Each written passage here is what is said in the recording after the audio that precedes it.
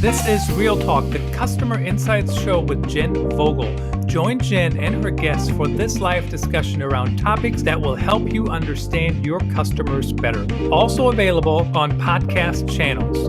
This live stream is presented to you by Vox PopMe, the leader in video research. Here's today's live conversation.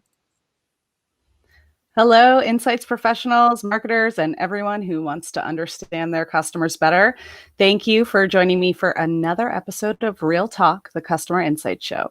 We are live on LinkedIn, Twitter, and YouTube, and the podcast version will be available on your favorite podcast channel later this week. So today, to create a good customer experience, companies need to make CX a priority.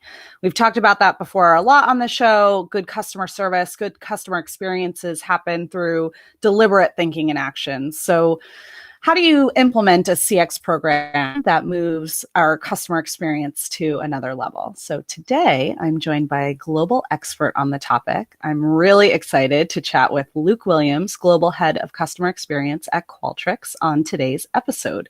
Welcome, Luke. Hello, everybody. Hello, Internet. How's it going? Really good to see you today. I'm really excited for this conversation. And before we can do about that. What's that? Yeah. What we can do about that? It's going to be good, whether you like it or not. So before we get into the real meat of today's episode, one question that I ask all of our guests is, who do you think about when you hear the word customer? Oh my goodness. I don't think of a person. So my background is in research methods and analytics. So I don't think of any one individual ever. Right. So I always think about it in terms of like the same way, like my mother would tell me, like growing up, it's like, yeah, you're unique and special, just like everybody else.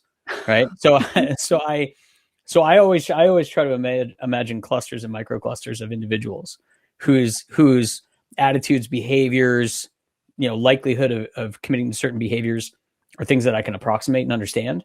So I was just chatting with somebody today that really the thing that I'm focused on the most is how do I build science around understanding decisions that people make? Because if I can understand their decisions and their process for making decisions, we can make things better that manipulate the outcome, which it sounds kind of creepy when you say it that way, but I'm a data scientist. So that's what we do. Like we're trying to figure out how do we ultimately get better outcomes for the customer, but with an end in mind. So I don't think of, I'm sure somebody at this point has said, I think of my mother, I think of my sister, I think of my neighbor, and I don't think of any of those people at all. Like, I wish I was a better person. I'm just not. I think the data makes more sense to me. That's great. I mean, this is why we have the show, is for unique perspectives. And I think a lot of the answers we've had so far have been about, the people that buy our products or the people who we're servicing. And, you certainly have like a slightly altered viewpoint of who the customer is and probably therefore customer experience in general. Well, I don't know who said these things, but my immediate challenger opinion would be, if the single fastest way to grow a brand is by increasing penetration in a marketplace, if you're thinking about the customer that you're trying to sell to, you shouldn't be thinking about the customer you already have. That's a servicing issue. But the experiences that were going to be designed, if you have a vocal enough brand, if you are known in your markets, the people who don't use you for a reason. So those are the things that you need to be fixing strategically in order to acquire more customers. Now, if you have a problem where you're a smaller brand and no one's ever heard of you or people don't understand your offering, that's a marketing problem, right? But as we start to get in customer experience on its own, can't help you with that. That's purely an awareness, familiarity type of, advertising and marketing issue. But once we become aware of your products and services, customer experience as a form of differentiation, it has to be moving in two directions simultaneously. One, tactically to fix, frankly, things that should never have been broken, right? In most of the servicing capacities that we have. And then the other direction is strategically, meaning we're going to start going places that competitors can't go as well as we can, or we're going to go to places where they just can't go, period. So, so when I think about, we think about our customer, we think about X, Y, Z, that's part of it. But I think bringing future state prospects into your customer base is probably a challenger opinion on whether we're aiming at the right things or over rotating on, customers that we've already captured, question board level. Sure. This is very serious. I know. Such an odd start for me. Let's lighten it up a bit, can we?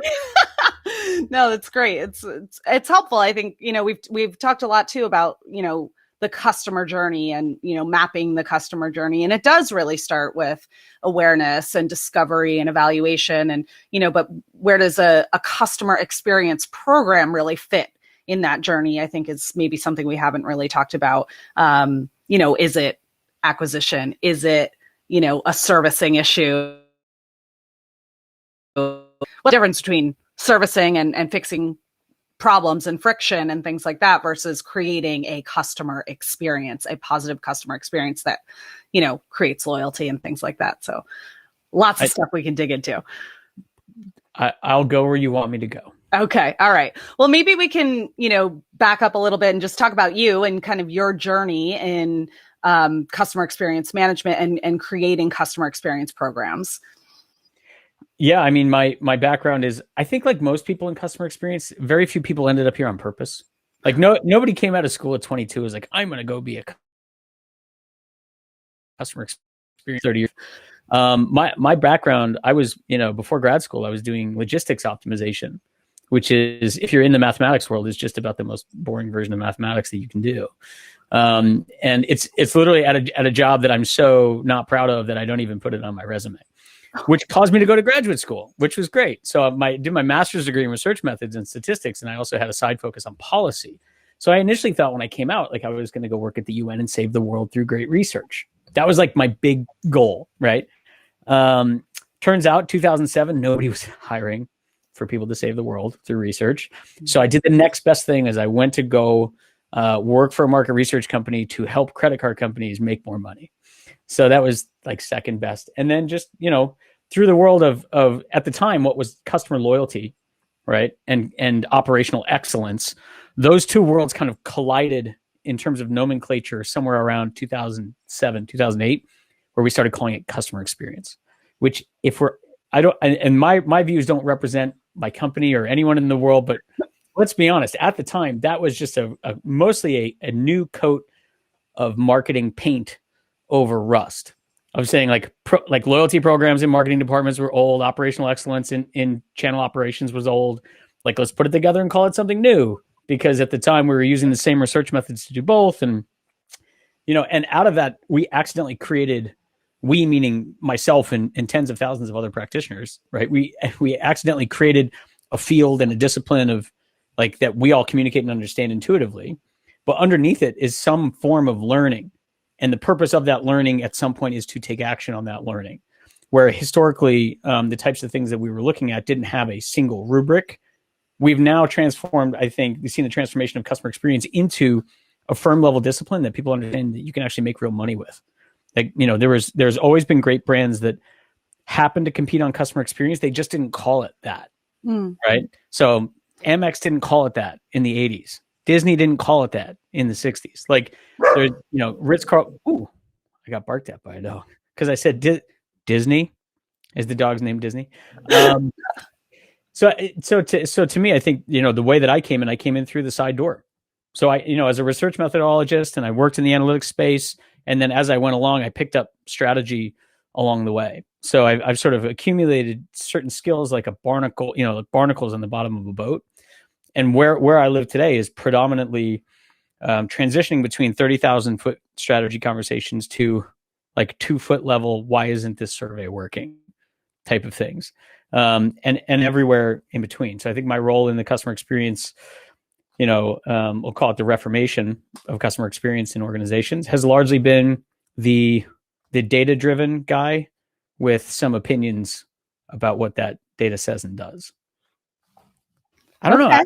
Can you just you tell me, how did you get here? Oh, how did I get here? Yeah, I mean, as a marketer, I started off in B2C marketing, and I thought that I got a job offer in the market research industry, and I thought research would be a good thing on my resume as a marketer for my career, and that was like 12 years ago. Yeah. So I got stuck. I don't think I'm going anywhere. I actually really love the research and the customer experience space. And like you say, like all the way down to the, this survey, this specific data, how is that driving this specific decision, all the way up to the kind of 30,000 foot view. And just a side note, I'd love to welcome my dog Henrik to the show. I think this was the first appearance he's made, which is shocking. So if your dog is named after Henrik Lundqvist, we're going to have a problem. Oh gosh, that's going to be a separate episode, I think. Okay. He is named after the king, but yeah, I think, I got here sideways, just kind of like you did. Like, I don't think I took market research courses in college and through marketing, and, never thought I want to be a researcher, or, SPSS is my, I can't wait to do more of that, but I got here, and, got stuck. This is what I love about this right now. Right. So 15 and 20 years ago, if we're completely honest, the people who ended up in this space were just like the riffraff of the social sciences degrees. It's like, finally, there's a career path for somebody with an undergraduate degree in sociology. Right. And now you look at places like Michigan State or St. John's, or all these universities that are standing up bona fide academic programs around customer experience management, where it's an actual discipline that's being taught. And what you end up realizing is like a lot of that stuff got genuinely created in the last 10 or 15 years, which is pretty exciting. Right. So I started my career at Ipsos, right? Which, people can see my LinkedIn profile. I don't think it's a secret. I spent time there, and I went client side, which was like the greatest thing in the world. I learned more about how customer experience actually works in companies in 1 week working to do this stuff for real than it was 8 years of consulting on that topic. And then like the last 5 years, I've been at Qualtrics. Hard to believe it's been 5 years already. Wow. But Qualtrics has been it for me, because I started using Qualtrics in like 2009, something like that. Like back when it was just like a survey tool. And then I bought my own enterprise license agreement with Qualtrics when I was on the client side. And it's really been, what happens is you get into the weeds on the client side and you realize that all that stuff about the program, the quantitative aspects of it, the ticketing components, all that stuff has to run perfect. But there's this whole other bucket of like change management and persuading people where you have no domain or power, that is like where the rubber meets the road. And what you realize is anybody who's wasting their time thinking about the quantitative stuff from making sure that the program is running, they are taking away time from what their day job needs to be. And that's where like this picture for me of like where the tech really makes the most sense is like, it frees you to be this creative, competitive person who's going to choose how to compete on experiences and get good advice on how to do that and how to communicate with people in singular layers and at scale, and all the things that support your mission of making, I don't want to be like making the world a better place through customer experience, but that's true. Like, I mean, it really is legitimate. If you look at the average experience today versus the average experience getting delivered in retail, tech, financial services 15 years ago, they're night and day. Like the world is materially better, but nobody cares because like, well, it hasn't gotten so much other than Amazon overnight shipping. Everyone's like, yeah, it's better, but like, it could always be better. Yeah. Because no one's ever happy. Like there's an endless amount of work to be done. And I like that Sisyphus aspect of customer experience of like, there's always work to be done. There's always experiences to be improved. There's always experiences to be redesigned for strategic purposes. I think that's like where my head is in the space. I think that's like my whole evolution. Yeah. Well, it's so interesting how you say like the evolution of customer experience programs in the last 15 years, like companies were competing on experience, but they weren't calling it that. Now they very clearly are. There's definitely this sense of like expectation setting where I, as a consumer of all different types of products and services, my expectations as the experiences improve, my expectation for that experience like goes up. As soon as you give me a better experience, if that doesn't get met, I'm disappointed. And then the bar is constantly raised and raised and raised. Like, is that the reason why now there are graduate programs designed around this exact topic when there wasn't before? There is an around like capturing customer experience feedback and understanding and improving experiences. Like, it's sort of the cycle. You refer to it as the Sisyphus, like all up a hill here.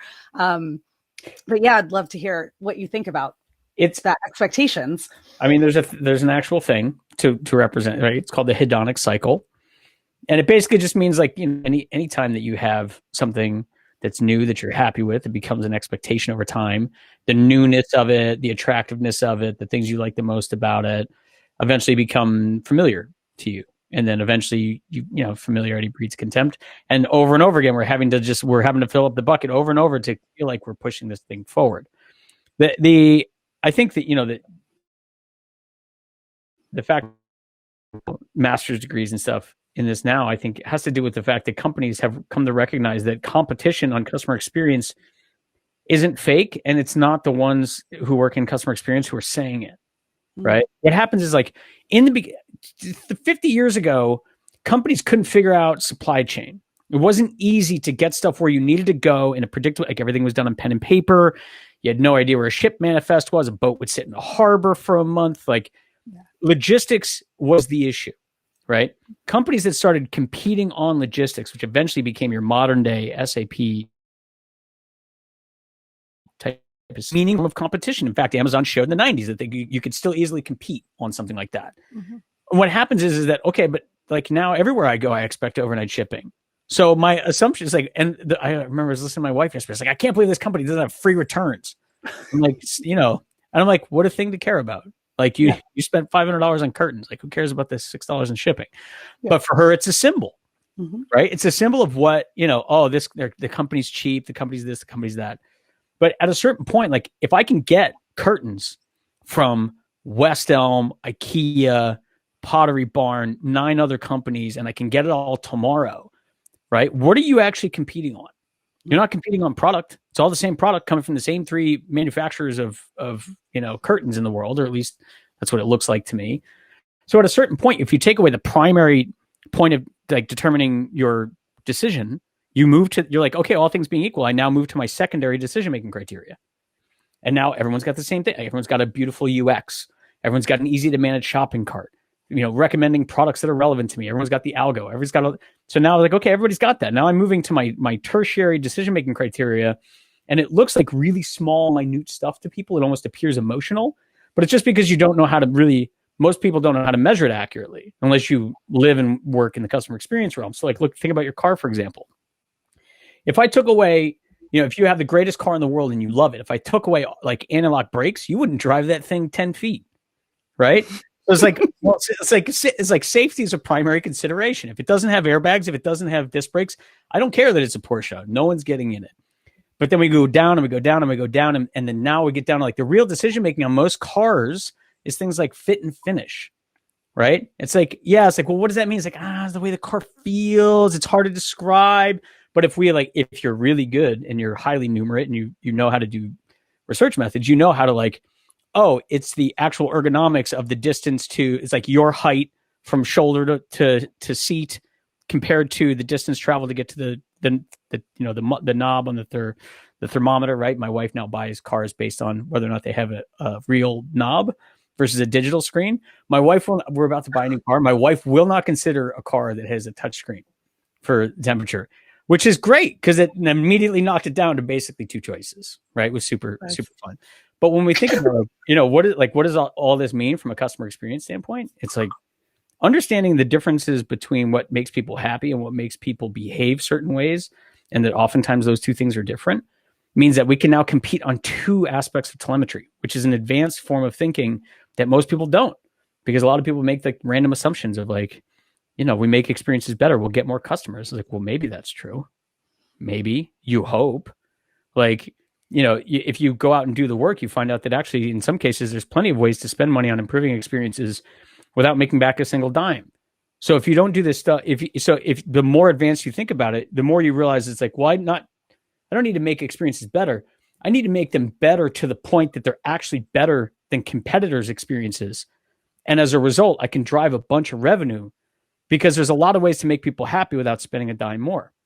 So my goal as a company is to get you to spend more dimes, which means that, you know, like I shouldn't spend $89 when $90 is what's needed in terms of improving the experience. So you can start making very strategic choices about where do we want to compete and how, right? Beyond a certain baseline, like where do we make the right kind of investments? And that's really what I think experience management is about, for us analyst type of folks, of like, do we have strong evidence that is going to help us to a winning strategy faster than people who don't make the investment in experience management the way that we do? Mm-hmm. And that's the game right now. And you see companies competing on that type of stuff all the time. Yeah. And I think like it has gotten to a point where, there's no more question of like, why is customer experience important, or why do you need to focus on this? I think it's really the complexity of what you're just talking about. Like, how do you actually capture data that you can make decisions on? How can you measure whether or not there's any kind of ROI on it? Like, how can you turn things that feel emotional into actual data that you can measure? Like how does a company get started in building a program that can actually measure all of those things and act on it and really make that impact of ultimately more revenue? Yeah, I mean, there's a lot of stuff wrapped up in that question, right? If you want to go fast, go alone. If you want to go far, go together. So you can come up with the perfect product in the most competitive environment that fits white space perfectly, but you need employees to carry that with you, right? Mm-hmm. So when we think about measurement, it's like, well, measurement has all different types of applications. So somebody who's running an experience, management program today is having to manage those separate agendas.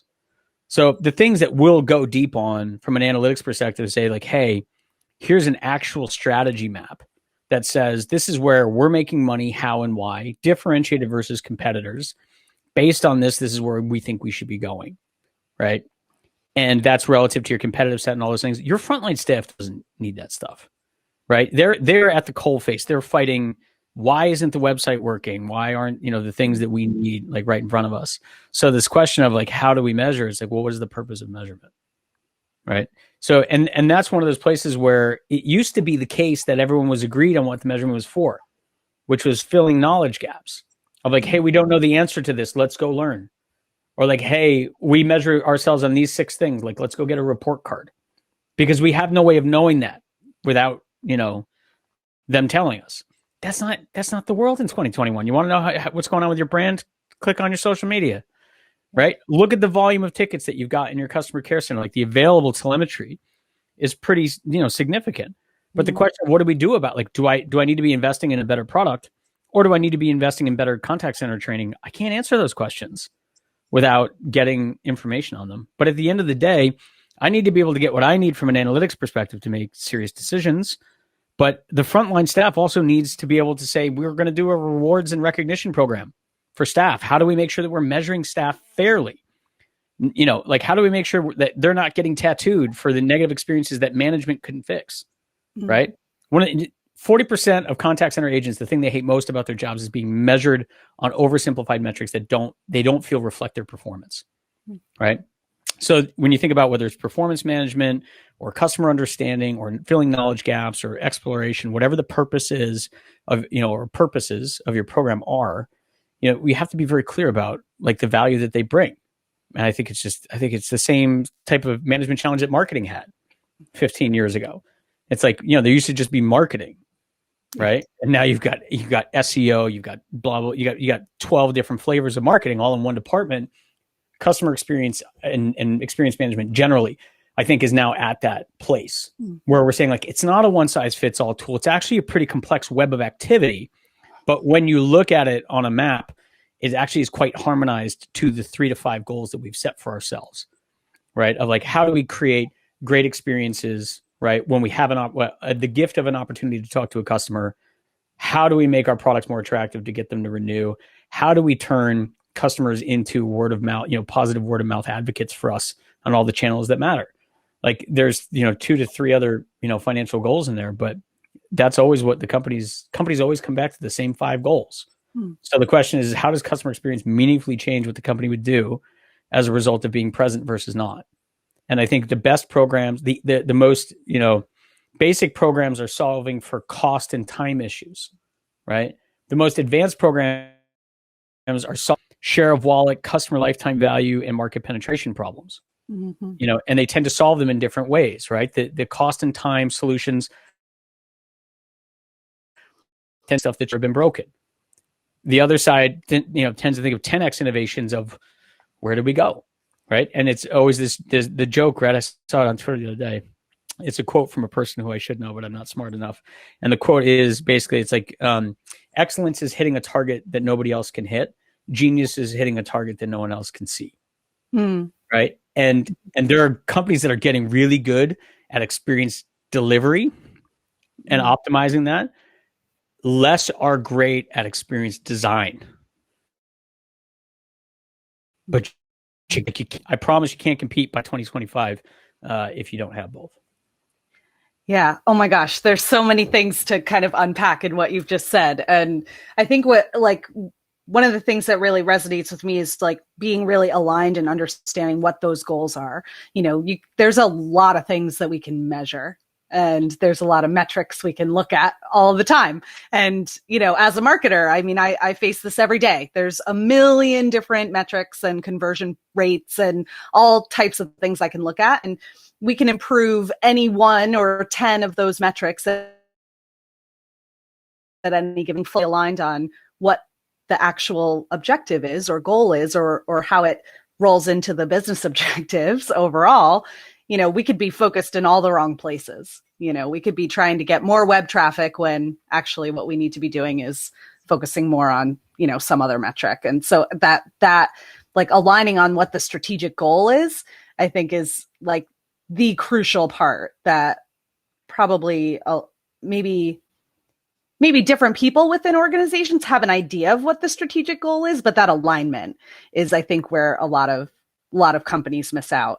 And the idea of like experience delivery versus experience design that was a really powerful statement to me also. And I'm thinking about, I read a book a couple of years ago, recommended to me by Dave, called Play Bigger, which is about, category creators, companies that have, done something differently. And there's a lot of really incredible examples in that book about, I mean, you mentioned this earlier, like they're not competing on product. Their product is essentially the same as their competitors, but they've created this, this experience where like, I don't buy Apple products because I think the camera is better than Samsung camera phones. Like, I don't know the difference between the product itself, but there is a feeling that they sell you. There is an experience that they sell you of being an Apple customer. And that's the difference between, actually creating designing an experience as a customer of that brand, as a loyal customer of that brand, versus just, making sure it gets to me in 24 hours. Yeah. I mean, and we learned that, right, about how do we, like, all the things that people say are important, the things that we can actually control, it turns out that's actually not the problem. Right. So things like, I want free overnight shipping. And what we really figured out is you just want to be sure that your package is going to get there and when it's going to get there. So we gave you the app. Where now, like in UPS, you can literally track, like, your package is 2 stops away. Yeah. Like, now I know I need to stop. I turn off this stove. I put this kid over here in this little, baby jail, and then I wait, right, for the thing. But I think what you're saying is absolutely true, because you look at companies like Apple. Most of the time, people are not making a phone decision based on Apple versus Samsung. It's which Apple am I going to get? Should I get the 12 or get the 12 Monster Max or whatever the heck it's called, right? Like this giant thing that's literally the size of my face. Probably shouldn't show my text messages on the internet there, but there's a picture of my son, by the way. Yeah, I mean, these are the types of things where you're trying to build out this ecosystem. But to me, so as somebody who goes out and tries to strategically advise on how we build these things, like, my goal is to walk in and be able to help anybody from a Steve Jobs to a Kylan Lundin, to a Jay Choi, to whoever, whatever thing you're building. I've got a skill set that I can bring to bear, right? I'm essentially, like, if you think about in a microcosm, like, I'm kind of the target user for a Qualtrics type platform, right? If Qualtrics kicked me out tomorrow and said, hey, we have 1 employee too many, right? Sorry. I go into getting a job and then going right back and using Qualtrics. Mm-hmm. So when I'm thinking about my customer, I guess I'm just thinking about myself all the time. But it's one of these things of, like, we're constantly trying to have to manage the issue of what comes next, what fits from a brand perspective, ultimately, what can we pull off that is consistent with the experiences that people expect at our level, right? If Amazon got into the banking business tomorrow, people would have very strong expectations about what an Amazon bank would look like. Mm-hmm. And any failure to meet those expectations would be a disaster, right? And it ultimately wouldn't work. So one of the things that I think when we try to explain to people, like, what is the benefit of these experiences? And everybody talks about the same 20 or 30 amazing experience brands. I talk about the next 50, 80, 100 who are right almost there. They're so close to having like that perfect combination, puzzle pieces fitting together. And really what it is those great experiences reflect the amount and quality of thinking that goes into delivering it. It's the design component for sure. Also it being delivered. You can have the best ideas in the world and not deliver. It's not worth anything. You can have an average idea and deliver it perfectly, and you've invented the vending machine, right? So the question is like, how do we put these two things together? And when you step back, you say, you know what? It's clear that they put a ton of thought into it. Why is Apple a $1 trillion company? They had a vision of how an ecosystem would make every individual product sticky. They sold $18 billion worth of iPods last year. Like, that's an insane revenue number for a thing you jam in your ear. That's primary function is the same as the thing that was tethered to your phone, except that now it tells you how dirty your ears are every couple of days. Like, you know what I mean? It's like, so when you think about what does this mean? Like, how do we suck people in? I was given some of the greatest advice in my whole life, and I'm going to give it to the internet for free. Pay attention, internet.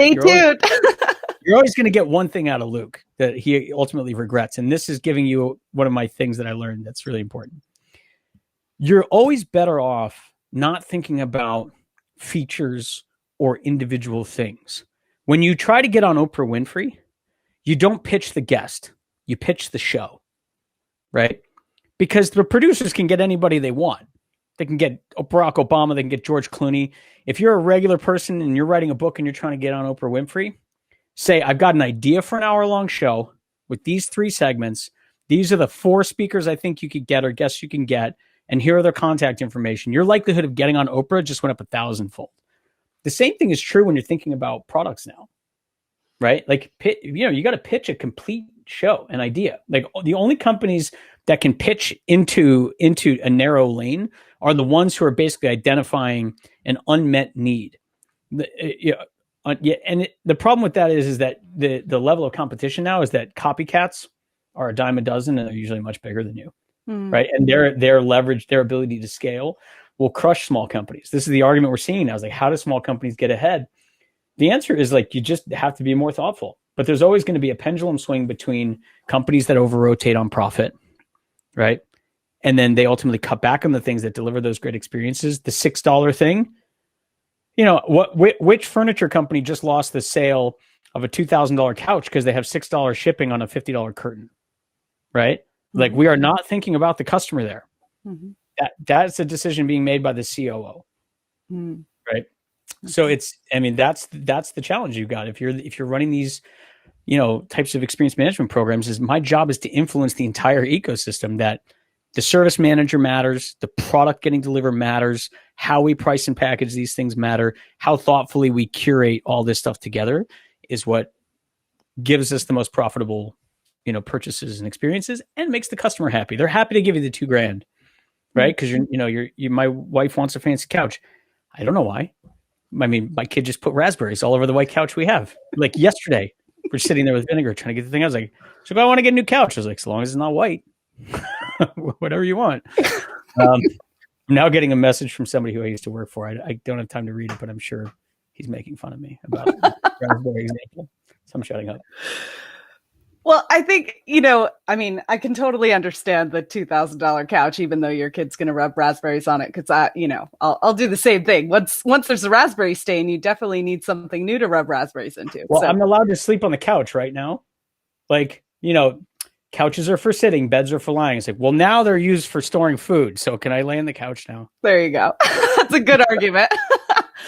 So, all this stuff is like, it sounds really great, right? Like, everybody think, go towards the same goal, be collaborative. We all have to be thinking about the same thing. Like, all about creating these ecosystem experiences. If I'm a company and I'm listening today to all of this and I've made no progress, I've got no customer, not thinking internally about the customer experience. Like, how do I get started? Like, that all sounds like a dream, but it feels very far away if, maybe you don't have the foundations in place. So how do you kind of get a customer experience program kicked off? This is where there's no one right answer, right? If you ask, in the history of the 30 greatest painters of the world, like, where do you start, right? The talent is going to like where they start reflects their body. Always, if I'm starting with nothing, I would start with, where am I losing customers and why? It's always because I spend a bunch of money acquiring people into the ecosystem. I don't even have to understand all the marketing analytics to know if we have a churn rate, that's a problem. I've got to identify why they're churning. There's usually only 4 reasons that customers churn, and I need to know that first because it tells me where I spend my first $10, right? If people are not leaving because I have bad service, like I have these service issues, but the proportion of people that are leaving is predominantly not because of service issues, and I have to understand like my product and my competitive landscape. That's the very first thing I have to understand, right? If what I'm getting back is, hey, the reason I'm leaving is because of these really negative experiences, I'd be pivoting directly into operational CX and saying, okay, let's get an omni-channel program set up today to find out what are the journeys that people are on, where are these things broken, at what point do we have sufficient trauma that people are going to exit out of the process? When we're losing people, are they low tenure, are they high tenure? Like, so the first question I always ask is where are we losing customers and why? Because that money is being spent at a prodigious rate. It's like standing in Times Square and looking at the national debt, right? It's like, you can stand there all day. That number is just going to keep going up. So what I want to do is, first things first, I want to step in there and jam a wedge in there, because companies almost always immediately respond to, hey, you just saved us a ton of money. And if I can do a thing that saves you a ton of money while making you a ton of money first, I've gained permission to say, okay, I'm a serious person. I care about the business of this. We have a unique way of looking and fixing the world. Let me tell you some other things that we've got. If I come at them first and say, hey, let me talk to you about competitive war analytics and strategic differentiation and the difference between spend drivers and satisfaction drivers, people are like, oh, I remember going to B school and I never went back. Like, so we usually almost always start with the basic question that's very grounded in reality. And I let that choose my own adventure. Am I going immediately strategic or am I going operational first? Most of the time you end up operationally first, because the truth is you're going to need that stuff anyway, long term. And then the other thing I would say, to put a bow on it, just to be, completely equivocal, is that, you have what we refer to as uneven and combined development. Means there's a lack of telemetry in your business. If let's pretend you didn't have supply chain management, like, where would you start? Well, you start everywhere, right?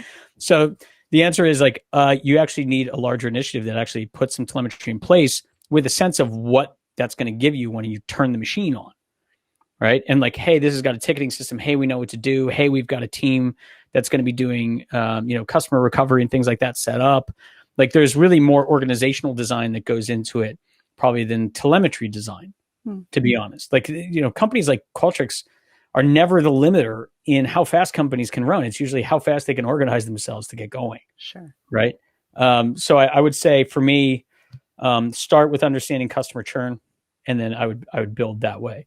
I'll eventually get to killing markets and killing competitors, which is super hard strategy. But I need to start first by understanding why money we spent is walking out the door. Personal bias. Very helpful. I appreciate that response. We, believe it or not, have been talking for like 45 minutes. This time is going by very quickly. I could talk for several hours, I'm sure. But I think we should probably think about wrapping it up. I just want to give you a chance. Like, is there anything else you would say? Your greatest, you already gave us your greatest advice, actually, about, how to pitch Oprah. So the one piece of advice I would give to folks is, do not be, if you're just trying to figure out how to like use experience management and tools like that to your advantage, be super fearless. because I think there's some head trash in here about like, oh, I'm trying to there's still some small bit of us that is tiptoeing around the little kids table that says like, well, like we're getting into this. We're just like, you know what? The person who's getting a master's degree in customer experience management in 2022 from Michigan State, like they're fearless because their assumption is that the world has always worked this way. And they're going to move super fast. The same way that nobody pushes back on marketing telemetry now. Look at where marketing telemetry is versus where it was in the 90s, right? I mean, talk about night and day, like saved marketing. Analytics saved marketing in many respects. The same thing is true of how we manage, and create experiences, because it really is going to be the most effective place where you can differentiate. Because at some point we have to have the idea about this is what we're going to choose to do, and nobody can have that idea except you, or at least have it first. So I think that there is an unlimited amount of sustainable competitive advantage. So be fearless about getting there first. Right? Just doesn't, if somebody tells you, yeah, we don't need that, go work someplace else. This is terrible advice. I mean, this is awful advice, but I mean, that's the truth. I mean, companies that choose not to compete on this stuff are willfully choosing to measure their own decline. That's the reality. Like it's absolutely the battlefield. And I'd be happy to argue with anybody, and anybody who says, well, this and the product, I'm like, yes, if you don't have a supply chain, that'll kill you. Yes, if you don't have financial controls, that'll kill you. I'm just assuming you have, anti-lock brakes and airbags and seatbelts, right? And that's not the feature I think of when I'm driving a Porsche. So that to me, I think would be the advice I would give. There is an element of hierarchy of needs. It's like, this is the baseline. In order to actually be able to sell a product, you need to have all of these things. And in order to differentiate, that's that next level. I keep thinking, we're talking about buying cars. I bought a new car in the fall, and part of my decision making, I'll be honest, was the car I ultimately ended up buying. They will come to my house and pick it up and leave another car here for an oil change. Mm-hmm. I don't have to go for an oil change. They will come and pick my car up for me for an oil change. And do you know how much money that makes them? Hundreds of thousands of dollars just from you, because you're going to buy that all the time because they've given you time as part of your service contract. Exactly. The one thing you can't pay for. So this is actually, so I know we're going to close out. I'm just going to keep going because it's the internet. Let's keep going. It's fun. So there's a bunch of R&D that I'm doing right now. I'm in the process of writing it all up. But so at some point, companies have to compete on either some axis of being frictionless, really easy experiences, how do I become an easier brand to do business with, versus really designed, memorable experiences, right? There's a minimum threshold that every company has to have. Because I could be the greatest brand in the world, but if I can't work with you, then I can't work with you. And you could be a super easy brand to work with, but if you have no memorable experience, you're really competing primarily on placement. You're a bag of Bic pens, right, in the shopping at the end of the grocery aisle. So for everybody else, right, we have to have some amount of being easy enough to work with, a frictionless experience, well designed, well thought through, and being a memorable experience, meaning I've got some form of value that is provoking some kind of affective commitment that makes me want to be attached to your brand. Beyond that threshold, though, is a zero-sum series of efforts, meaning you can't continue on both in perpetuity. So, right? So it's what happens is by category and then by competitor type within a category, you're going to make a choice about what kind of company you're going to be.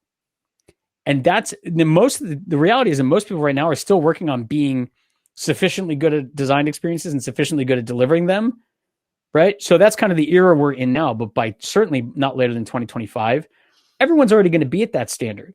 And now they're going to be focusing on the actual problem. And what you'll see is that the leaders of every single sector in 2026 could be dramatically different than 2023 in just 3 years, because we're so close to this precipice, because the amount of scale that we've seen of experience management will be as common as CRM, within less than 10 years, guaranteed, probably less than 5. So now everybody's competing on these same sorts of things. The question is how good are we at competing on those things? So the question is do you want to, what's the difference between Panera and McDonald's? McDonald's. Both have sound. They both have bundled meals. They have whatever. One has chosen to go on the experience, the bread bowl, the whatever. And McDonald's is still selling more hamburgers than anybody in the world.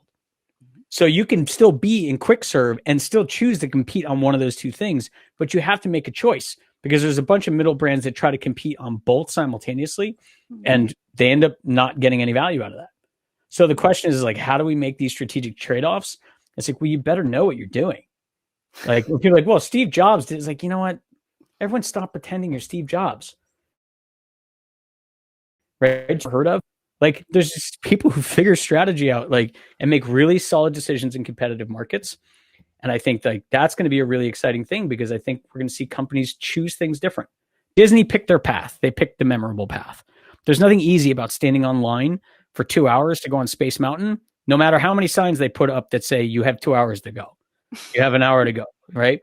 Thank God for cell phones. In fact, maybe there's a conspiracy theory that says Disney invented the cell phone to allow you to wait online longer. Space Mountain, but I shouldn't. That was a joke.